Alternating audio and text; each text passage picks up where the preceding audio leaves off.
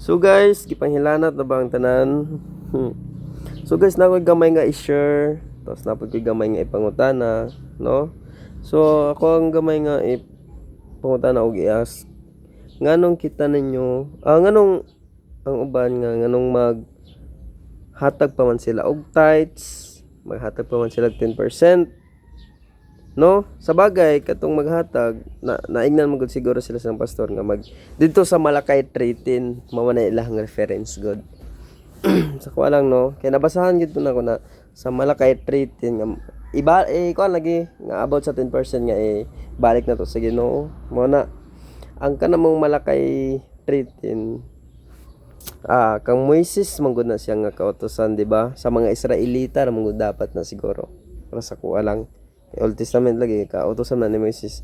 Tapos ako'y nabasa po dito sa kang Kristo na nga giingon ni Kristo dito sa 2 Corinthians 9 verse 7 nga magbigay ang bawat isa ayon sa ipinasya sa kanyang puso, hindi mabigat sa loob o dahil kailangan, sapagkat iniibig ng Diyos ang nagbibigay na masaya. So mao na akong gisunod, no, kay murag siya ba bisan pag piso imong hiatag, piso or pilara, basta kay kinasingkasing kinasingkasing malipayon ka nga ni hatag.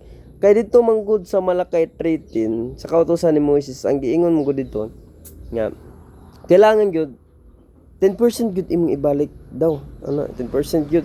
So mini murag conflict siya, di ba? Para sa murag conflict gyud siya og kuan.